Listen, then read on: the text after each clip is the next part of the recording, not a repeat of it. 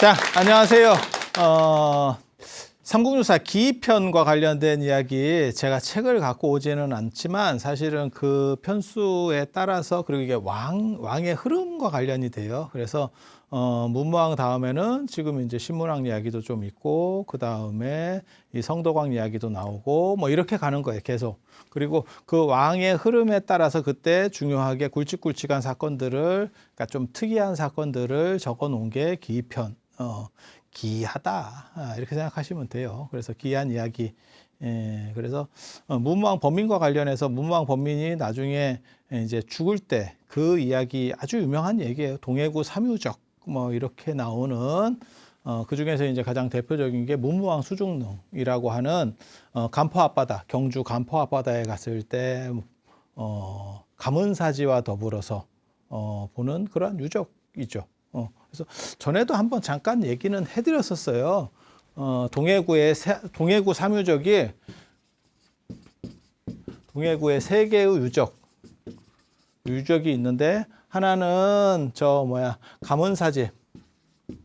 원래는 그냥 가문사겠죠. 지금은 터만 남았으니까 사지가 된 거고, 이거는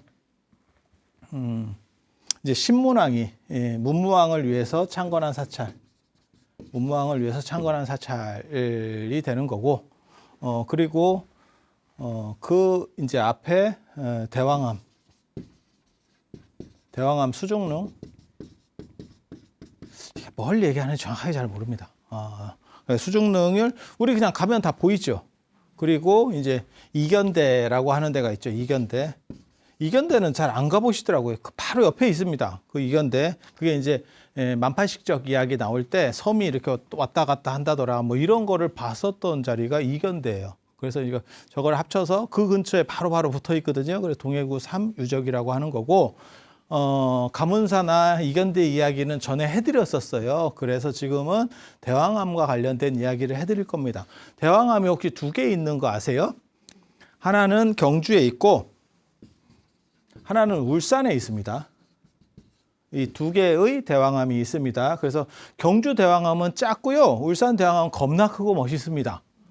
그래서 울산 쪽에서는 뭐라고 얘기하냐면, 문무왕 부인의 뼈가 뭐 있다는 둥, 뭐 이런 또 이야기가 전해지고 있어요. 근데 울산과 경주의 관계를 기본적으로 알아두셔야 될 게, 제가 계속 얘기하지만 경주는 이 동해안이라고 하는 데가 수심이 깊어서 배를 인접할 수가 없다니까. 배를 댈 수가 없어요. 그러니까 갯벌이 없잖아. 그냥 동해안 쪽은. 남해하고 서해 쪽에는 갯벌이 있고 뭐 이러니까, 그래서 임진왜란 때도 배가 이렇게 들어오면 이쪽은 안 들어와요. 잘 못 들어와. 배가 들어올 수가 없어. 그냥 절벽이라니까요. 그래서 이게 잘 안 돼요. 그래서 남쪽으로 이렇게 도는 거죠. 임진왜란 때도 얘기를 보면. 그래서 경주만 하더라도 이 앞에 바다가 깊습니다. 그래서 요즘은 깊은 바다가 괜찮아요. 배가 크니까. 그런데 예전에는 배가 작기 때문에 깊은 바다에 어떻게 처리할 수가 없어요. 접안할 수가 없어요. 그래서 이제 울산 쪽으로, 울산은 원래는 울산에 가장 유명한 데가 있거든요. 여러분 잘 모르시겠지만 불교 유적 말고 그냥 선사 유적으로 전 세계에서 알아주는 선사 유적이 있습니다. 물만 빼면 바로 유네스코 문화유산으로 들어간다는 반구대 암각화입니다. 반구대 암각화. 근데 반구대 암각화가 울산 쪽에 바로 있느냐 아니고 울산 내륙 쪽으로 한참 가야 있어. 그 얘기는 뭐냐면 예전에는 거기까지 다 물이 들어갔었다는 얘기예요. 경주가 인천이다. 경주로 들어와서 저 울산으로 들어와서 이게 악옥현이라 그래요. 악옥현, 하곡현이라고 합니다. 예전에는 일로 배를 접안시켜서 이렇게 내륙으로 움직이는 구조입니다. 이렇게 그래서 여기가 이제 관문이 되는 거고, 거기서 가장 선사시대 때 중요한 유적은 반구대 암각화, 그 다음에 천전리 각석, 그리고 불교와 관련해서 이제 중요한 유적을 하면 자장률사가 창건했다라고 전해지는 태화사입니다. 태화사. 그리고 자장률사 이전부터 있었던 아주 성지가 거기 이제 문수신앙이 있었기 때문에 문수산이 있고 영축산이 있고 그 다음에 문수사가 오늘날도 있고 그 다음에 영축사지가 부천 석가모니 부처님 이전 시대의 절터 중에 한 곳인 영축사지 아주 중요한데요. 그게 이제 울산에 있습니다. 그리고 그 외에도 문수보살과 관련된 여러 이야기들, 스토리들이 있고 그 울산의 문수신앙이 나중에 양산으로 넘어갑니다. 그래서 양산 통도사 같은 쪽이 이제 창건이 되는 거고, 그러니까 울산에 원래 영축사가 있었고, 영축산이 있었고, 영축산이 사람들 생각으로는 부처님께서 법화경 설법하신 데가 영축산 아닙니까? 맞아요. 법화경 그게 영축산인데 중국에도 영축산이 있어요. 그러니까는 인도에 영축산이 있고 이거는 마가다국에 있습니다. 마가다국 왕사성 쪽에 있어요. 왕사성 쪽에 영축산이 있고 영축산에 기운이 통한다고 중국 사람들이 생각하는 그 영축산이 중국에 있어. 그게 산서성 오대산에 있어요. 산서성 오대산 안에 영축산이 있어. 이 산 안에 영축산이 있어. 산 안에 어떻게 산이 있습니까? 큰 산 안에는 산 이름이 바뀌어요. 산 이름이 바뀌어. 그러니까 산 옆에가 아니고 산 안에 있는 산이에요. 산 안에 있는 산. 마치 계란으로 얘기하면 흰자 안에 노른자가 있듯이. 그래서 메인으로 청량산, 오대산 다른 이름이 청량산이거든요. 오대산 다른 이름이 청량산이에요. 여기에 영축산이 있어. 경주 남산에도 어떤 게 있냐면 금오산이 있어. 경주 남산 안에 금오산이 있어. 그 금오산 안에 자, 경주 남산은 다 알 거고 그 남산이 이렇게 있는데 그 중에 하나가 금오산이에요. 그리고 그 금오산 안에 용장사가 있어. 용장사라는 절이 있어. 지금은 없어. 그래서 용장사지가 있어. 여기에서 누가 살았냐면 김시습이 살았어요. 그래서 저기서 최초의 한문 소설인 금오신화를 쓰게 되는 겁니다. 금오신화를. 그래서 그게 금오산에서 썼기 때문에 금오신화구나. 이렇게 그렇게 이름이 내려가는 거예요. 그래서 저렇게 산 안에도 또 다른 산이 있어. 그러니까 그걸 이상하게 보지 마세요. 옛날 사람들은 저런 식으로 개념 규정을 해놓은 거니까. 그리고 요게 우리나라 신라로다가 나중에 전파가 되거든요. 요게 그래서 울산에 먼저 이 신앙이 들어오는 거예요. 울산에 문수 신앙이 들어왔고, 그래서 울산에 뭐가 있냐면 문수산, 정확하게 말하면 청량산입니다. 옛날 이름은 청량산이 있고 그 안에 영축산이 있어. 지금은 이게 바뀌어서 이게 문수산으로 바뀌었습니다. 청량이 문수거든요. 문수보살이 청량이에요. 그래서 서울에도 청량리 있잖아요. 그게 문수랑 관련되는 거예요. 그래서 우리 지명 중에서 청량리 쪽하고 그 다음에 지리산 이게 다 문수보살과 관련되는 겁니다. 그래서 문수는 지혜, 그 다음에 시원하다. 이게 이제 다 문수의 어떻게 보면 트레이드 마크야. 제가 지리산 쪽에도 분명히 문수랑 관련된 어떤 사찰이 있을 거다라고 생각은 하고는 있는데 일반적으로는 지금은 안 나와. 지금은 안 나와요. 그래서 연구 대상이긴 해. 이게 지명이라고 하는 게 대부분 뭔가 큰 게 하나 있어서 그것과 관련돼서 지명이 파생되거든요. 그러다 보니까 그래서 원래는 울산에 이 문수신앙이 이렇게 들어와 있어서 울산에는 영축산도 있고 청량산도 있어. 그래서 원래 인도의 영축산이 중국으로 하나가 들어오고 그게 다시 신라로다가 들어오는 거예요. 이거는 지금은 영축사라고 하는 절터만 있어요. 영축사지라고 하는 절터만 있어. 사의 지. 그러니까 절은 없는 거예요. 이게 굉장히 중요한 절이에요. 굉장히 중요한 절. 이 절에 있었던 스님이 나중에 일로 날아다니거든요. 이 중국으로 본점으로 왔다 갔다, 이 가맹점 입장에서 왔다 갔다 하는 이런 게 있어요. 나중에 이제 얘기를 해드릴 거야. 이제 보다 보면 복잡합니다. 그래서 울산에도 생각보다 어떻게 보면 문화적인 부분들이 좀 있고 이 외에 이제 울산이 항구 도시니까 항구랑 관련해서 또 하나의 이제 페르시아 사람들 아니면 아랍 사람이 왔던 흔적이 남아 있죠. 그게 망해사와 관련된 처용입니다. 처용. 그래서 울산의 유네스코 세계 무형유산에 들어간 게 처용제, 처용과 관련된 부분.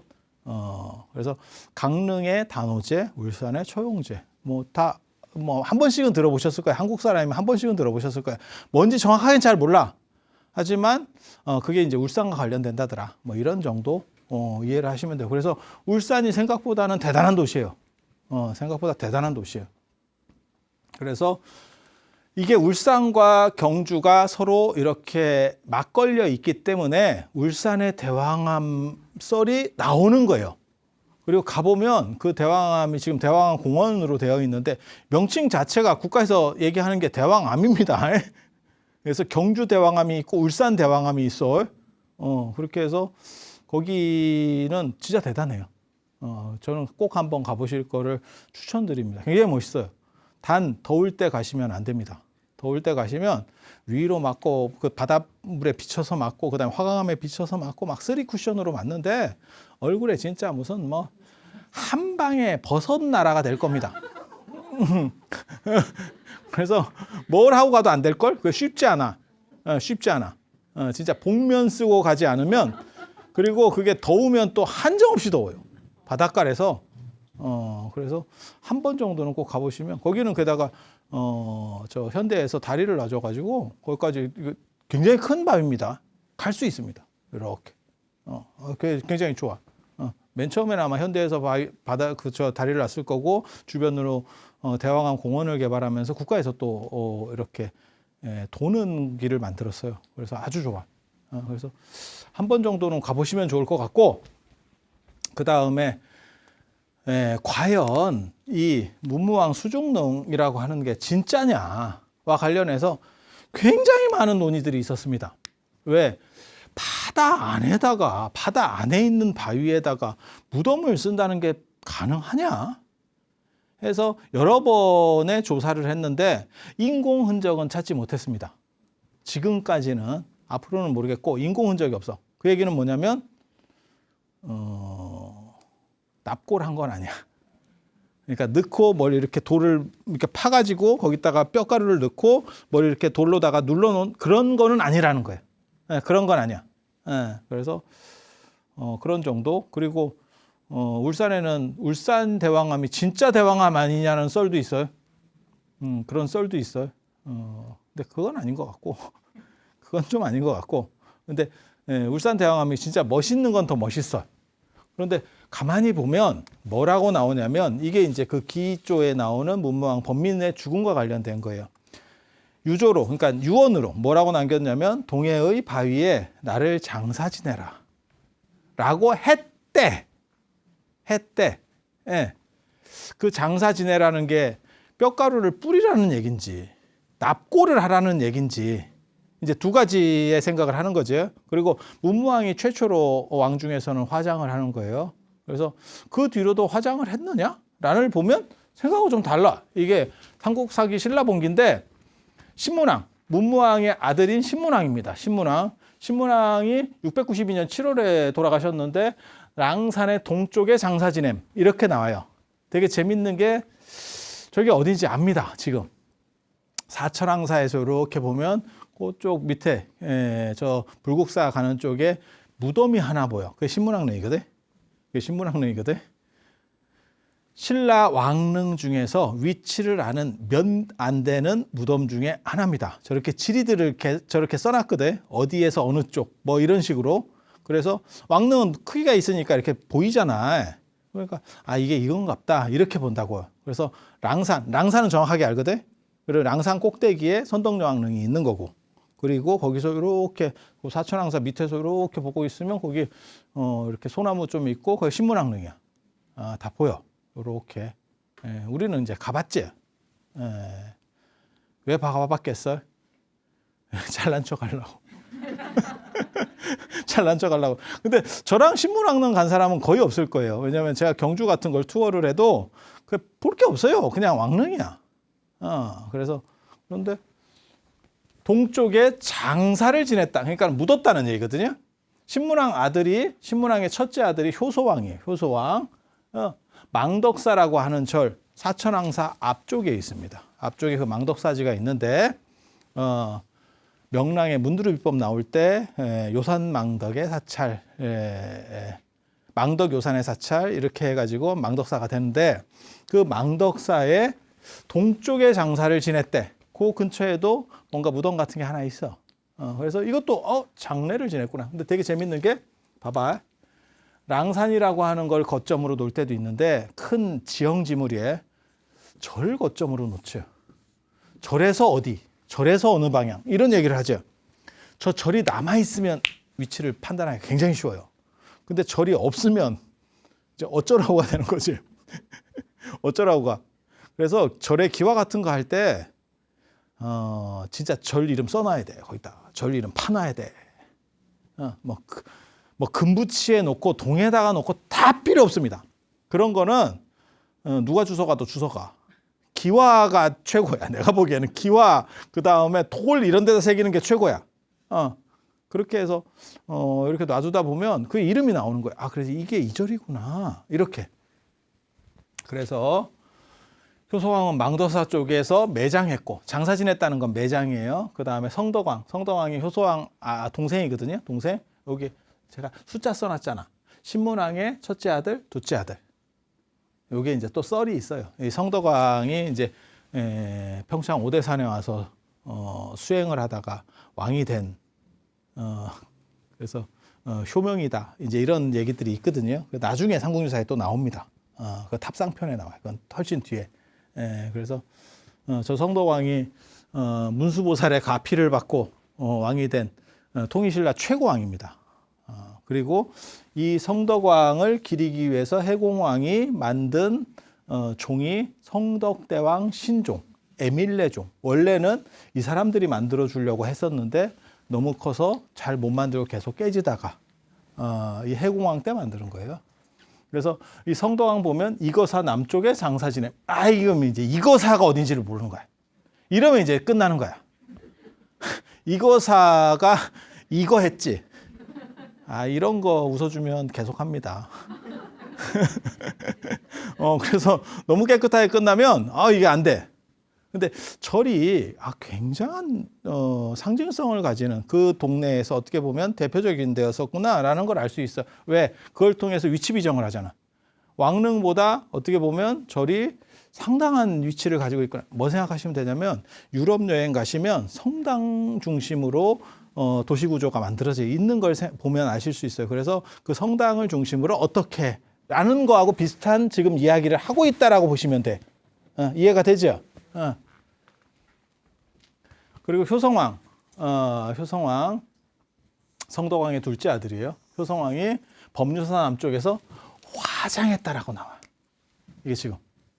그러니까 이게 문무왕 뒤부터 계속 화장했던 것도 아니고 이게 선택권이 있구나. 그리고 개인적 신념에 의해서 화장과 매장이 선택이 가능했구나라는 걸 알 수 있어. 유교적인 관점이면 시신을 훼손하지 못합니다. 그래서 제가 그런 얘기 하잖아. 화장하면 내가 그 얘기 했더니 또 사람들이 뭐라고 하더라고. 화장하면 제사를 굳이 안 지내도 된다 이랬더니 그 유교적 관점만 얘기하는 거예요. 유교적 관점만. 유교에서는 불을 건너면 기운이 끊긴다고 생각해요. 그래서 여러분들 그거 아세요? 원래는 어른들 쓰시던 물건 같은 거를 예전에는 다 태워줬어. 근데 태우기가 너무 아까워. 그럼 불 위에서 돌립니다. 몇 번 이렇게 돌려가지고 그럼 못 봤어요? 그럼 그거는 그냥 써도 돼. 그러니까 단절시키는 거야. 그런 생각 안 해보셨어요? 뭐 금반지 같은 거 만들 때 그 생각 안 해보셨어요? 나는 그 생각 했었는데 예전에 금을 보면서 금이 최근에 발견된 금일 수도 있지만 수천 년 동안 누군가가 써오던 금일 수도 있다는 생각 안 해봤어요? 누군가의 이빨이었을 수도 있고. 아니 생각을 해봐. 그냥 생각해봐. 그냥 계속 바뀌는 거 아니요?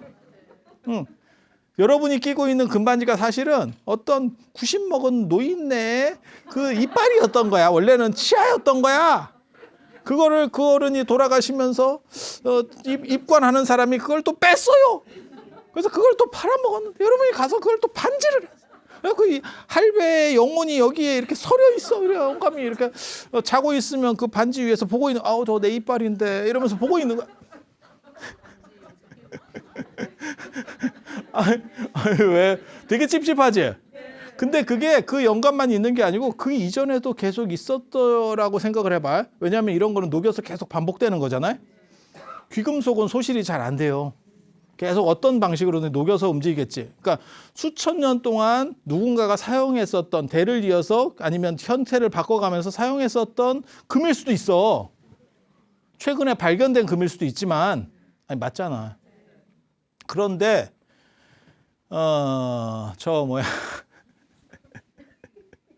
예전에 이렇게 도자기라든지 안 그러면 이렇게 귀한 물건을 담는 경대 같은 거 있잖아요. 이렇게 수납장 같은 거 거기에는 뭐 그런 거를 멋으로 해서 거실에다가 이렇게 들여다 놨는데 이제 미nie품이죠. 그래서 조금 이렇게 갖다 놨는데 화장실에 갈랬더니 누가 쳐다보는 것 같더라. 뭐 이런 얘기 못 들어봤어? 어떤 할머니가 계속 닦고 있는 거예요. 왜? 왜? 몇백 년 동안 닦아온 거야.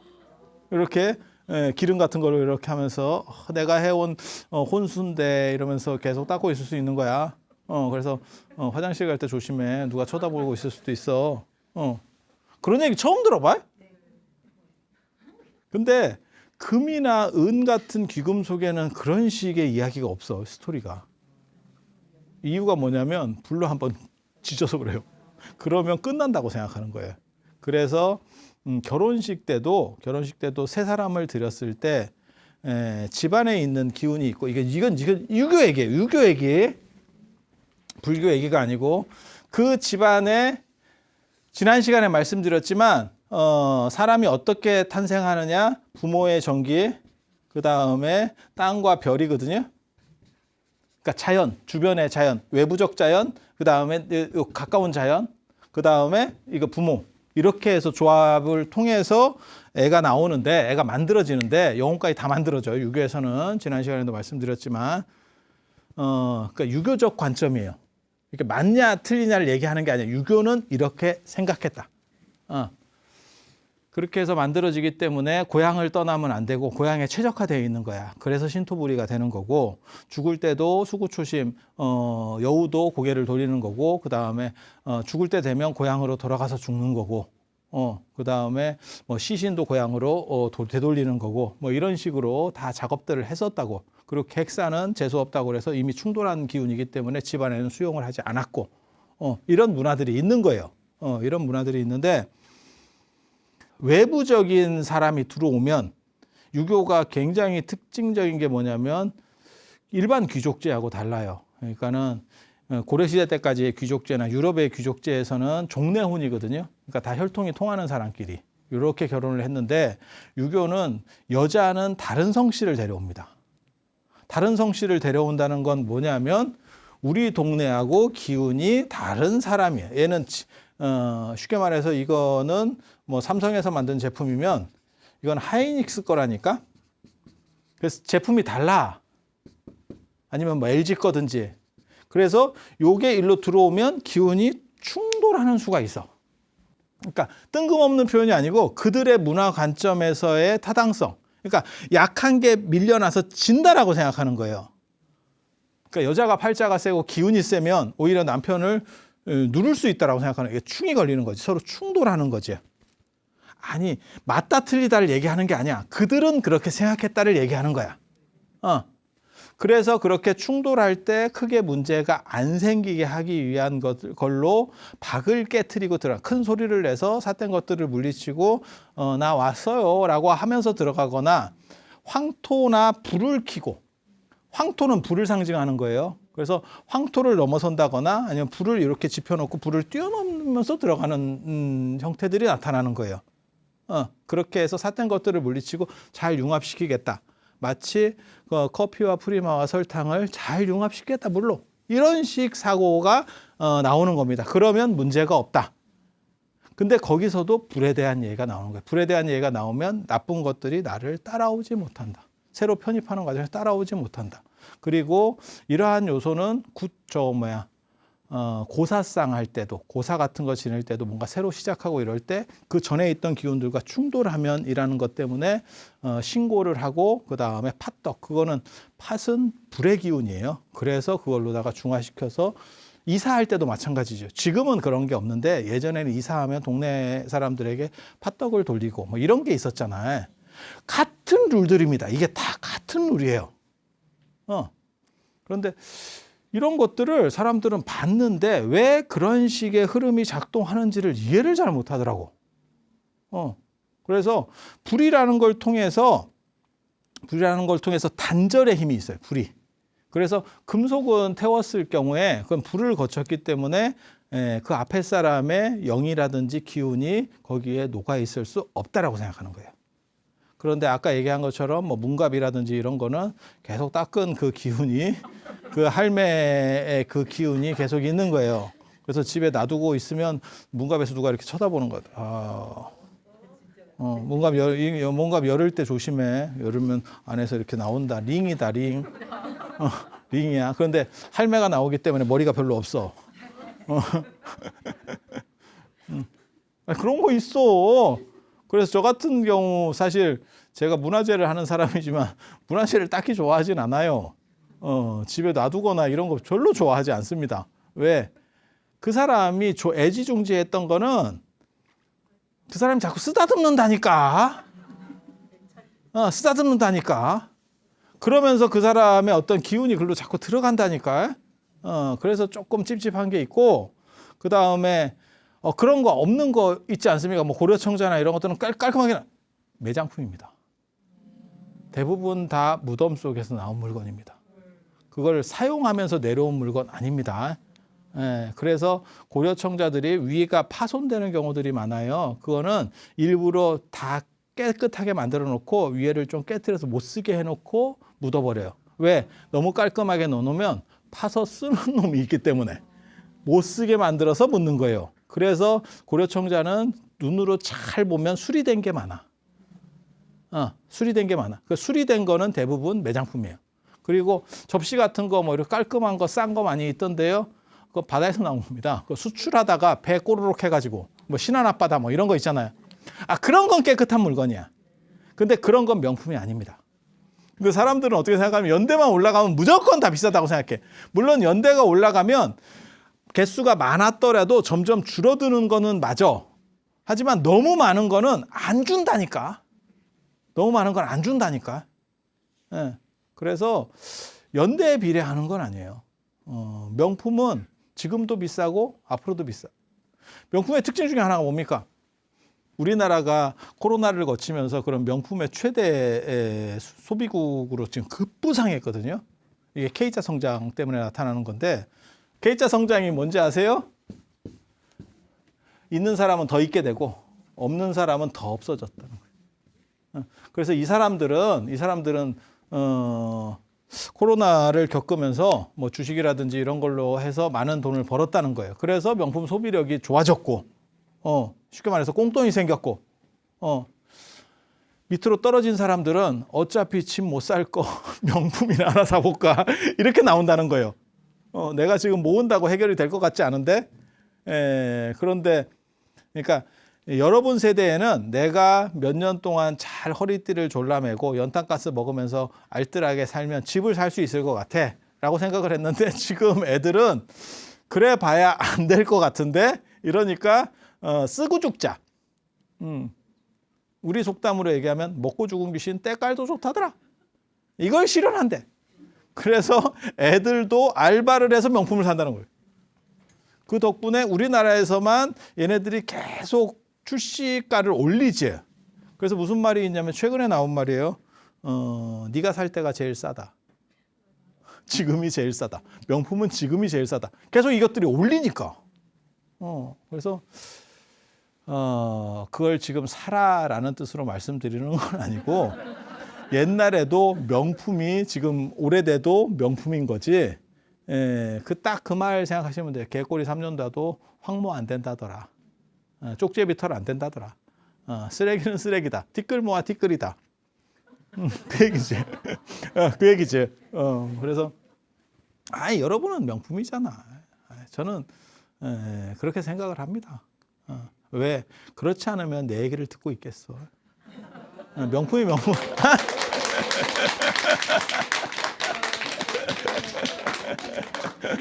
명품이 명품을 알아보는 거야.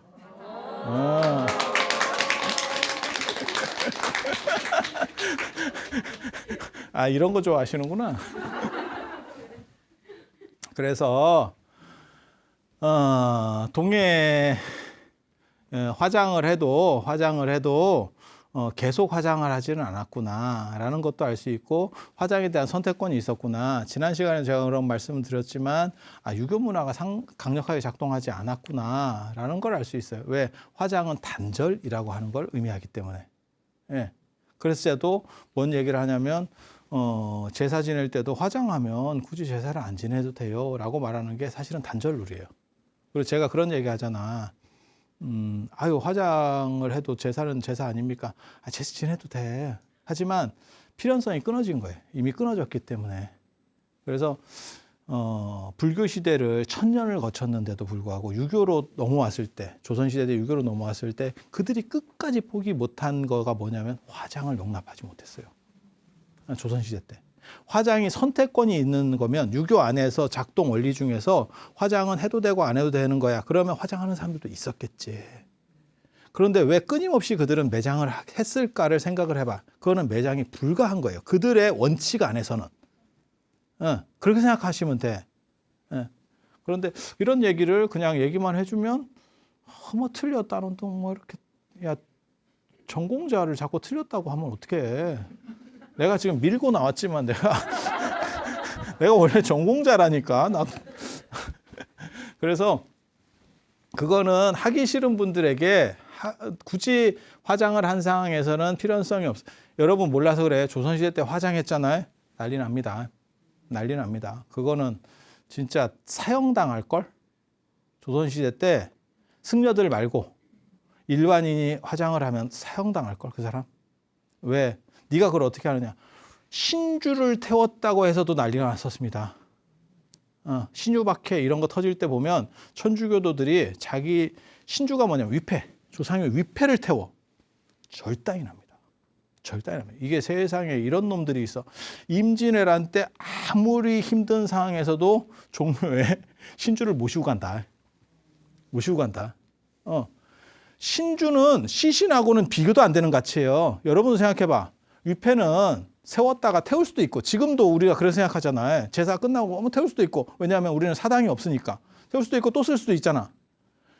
그 가치하고 시신, 돌아가신 분이라고 하더라도 그 돌아가신 분을 화장하려면 가족이 전체가 모여서 계속 얘기를 해야 되죠.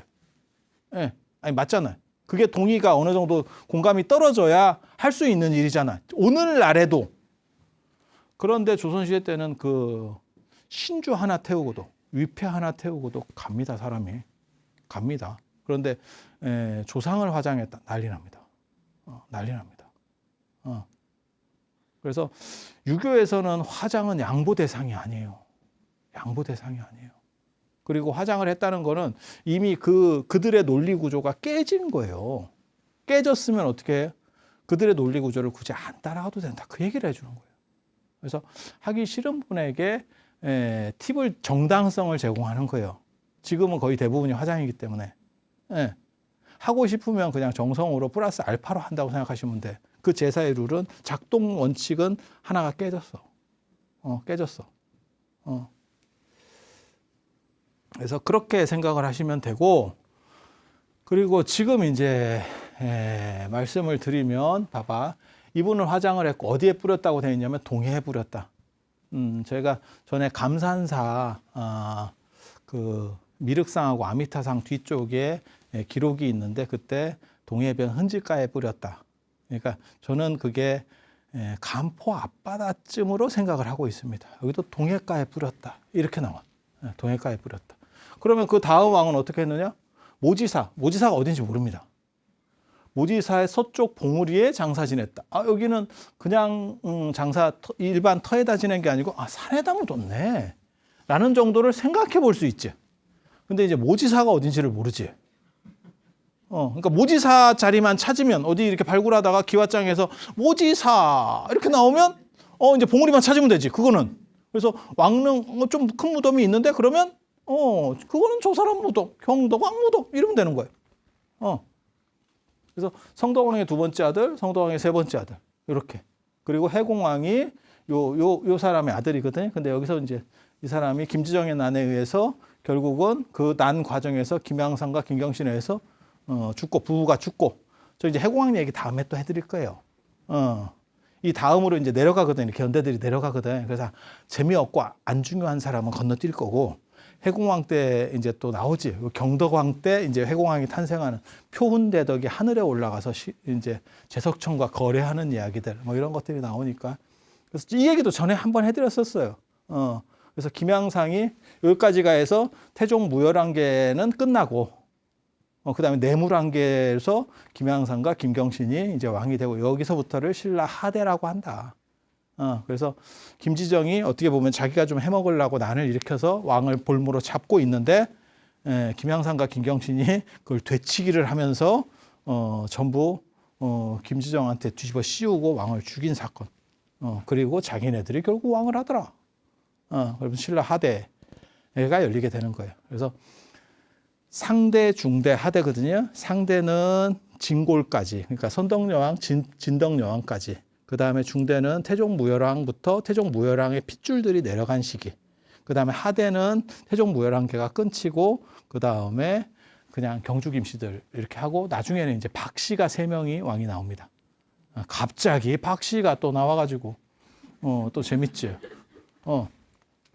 그래서 그렇게 가는 거고 최초는 이 범민이 동해의 바위에다가 장사를 지냈다라고 하는데 그 이제 화장을 했을 거 아니에요. 그 화장한 자리를 능지탑 랑산에 있습니다.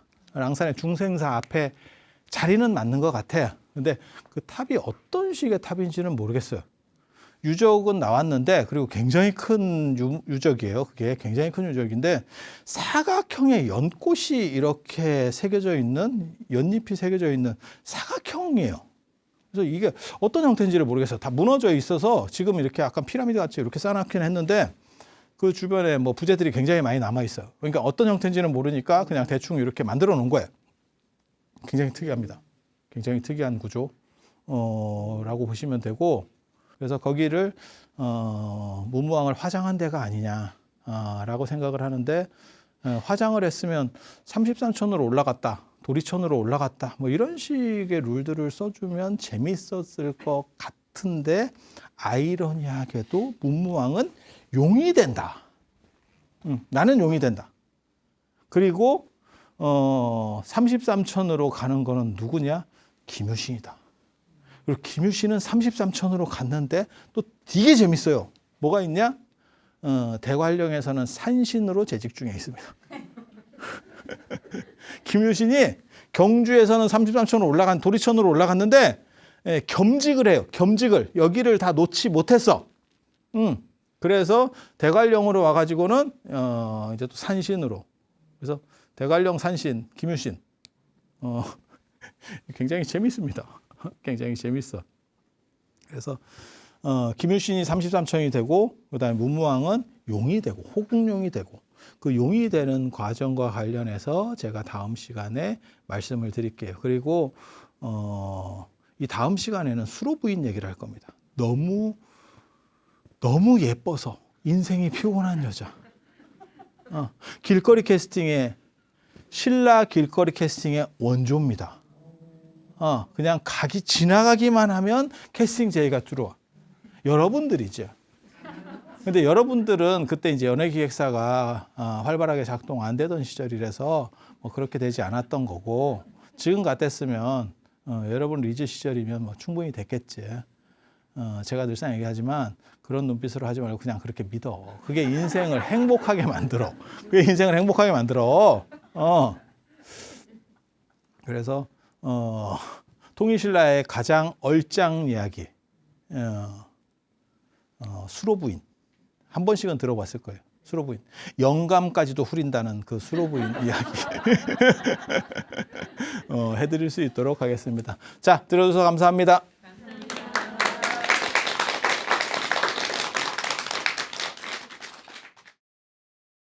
감사합니다.